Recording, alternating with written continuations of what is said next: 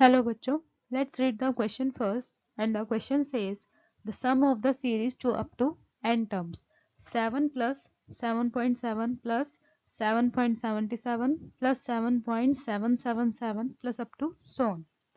तो सबसे पहले हम इसका की कॉन्सेप्ट लिखेंगे। हमारा की कॉन्सेप्ट क्या होगा? अगर आपके पास कोई सीक्वेंस जीपी में है, सपोज आपके पास है A R square up to so on, ये आपकी जीपी की टर्म्स होती हैं। तो अगर आपके पास ये सारी टर्म्स हैं जो जीपी में है तो इनका सम क्या होगा? सम का फॉर्मूला होता है A R raise to power N minus one upon R minus one. ये आपका होता है जब आपका आर ग्रेटर देन वन हो, एंड आपके पास अगर आर की वैल्यू लेस देन वन हो तो उस केस में one minus R raise to power N divide by one minus R होता है। तो अब हम इसके सोल्यूशन पे चलते हैं। इसका सोल्यूशन क्या होगा?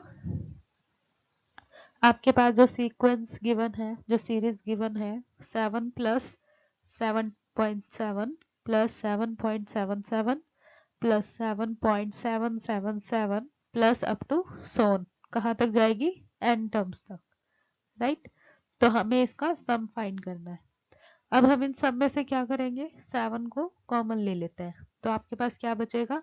1 plus 1.1 plus 1.11 plus 1.111 plus up to so on, n terms तक जाएगा, राइट? अब हम इसमें 9 से मल्टीप्लाई और 9 से डिवाइड कर देते हैं, तो 9 से डिवाइड किया एंड मल्टीप्लाई करेंगे तो सबसे मल्टीप्लाई होगा 9 plus 9.9 plus 9.99 plus 9.999 plus up to so on n terms तक जाएगा, राइट? अब हम इस 9 को लिख सकते हैं 10 माइनस वन, इसी अकॉर्डिंग 9.9 को लिखेंगे 10 माइनस 0.1, तो इसी अकॉर्डिंग हम इन सबको लिखेंगे। तो हमारे पास जो सम बना वो क्या बना? 7/9, 9 को हमने लिखा 10 माइनस वन प्लस 9.9 को हम क्या लिखेंगे? 10 माइनस 0.1। उसी तरह नेक्स्ट टर्म क्या हो जाएगी? 10 माइनस 0.01 प्लस नेक्स्ट टर्म क्या हो जाएगी? 10 minus 0.001, right? Plus up to n terms तक जाएगा, ओके? अब इसमें से 7/9 तो बाहर ही रहेगा, जो आपके 10 है हम उन्हें अलग कर लेते हैं। सो आपके पास ये हर एक टर्म की जो फर्स्ट वैल्यू है वो 10 है, तो हम इनको अलग कर लेते हैं। सो 10 प्लस 10 प्लस 10, ये आपका up to so on n terms तक अलग हो जाएगा, राइट?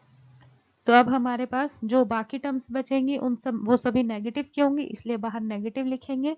सो आपके पास बनेगा 1 plus 0.1 plus 0.01 plus 0.001 plus up to so on n terms तक जाएगा, ओके? तो ये बनेगा आपके पास। अब ये आपका जो 10 है वो n टाइम्स है, तो ये हमारा क्या बन जाएगा? इसको हमने n टाइम्स ऐड करना है एंड इसी अकॉर्डिंग ये हमारी पूरी जीपी की बनेगी। तो ये 2 ब्रैकेट्स हैं, फर्स्ट ब्रैकेट तो आपकी सारी 10 की बनेगी, तो 10 आपका n टाइम्स आ रहा है, और जो सेकंड ब्रैकेट है वो आपकी जीपी में बनेगी। तो आपको इसमें जीपी के सम का फॉर्मूला लगाना है, राइट? तो अब हम इसे आगे फर्दर सॉल्व करते हैं।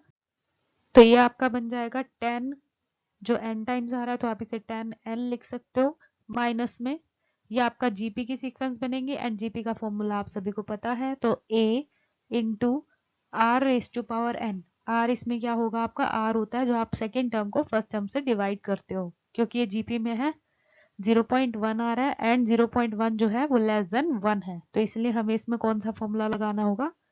आर इज लेस देन 1 वाला। सो आर हमारे पास है 0.1 जो कि लेस देन 1 है, तो आप 1 minus R raise to power n करोगे, डिवाइड बाय में 1 माइनस आर करोगे, राइट? सो अब आपके पास क्या आया? 7/9, ये बन जाएगा 10n माइनस 1, तो आपका मल्टीप्लाई होके 1 ही बनेगा एंड ये बन जाएगा 1 minus 0.1 raise to power n divide by 1 में से आप 0.1 माइनस करेंगे तो 0.9 बचेगा, राइट?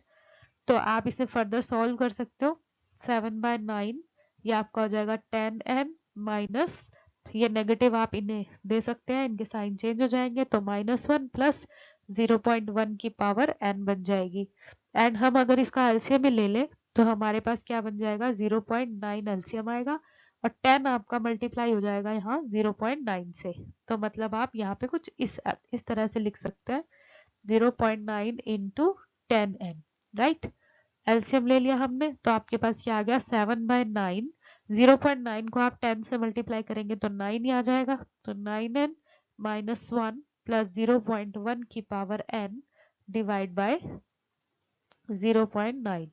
ओके, तो 0.9 को आप फर्दर 9 से मल्टीप्लाई भी करवा सकते हैं या फिर आप इतना भी आंसर इसका बता सकते हैं।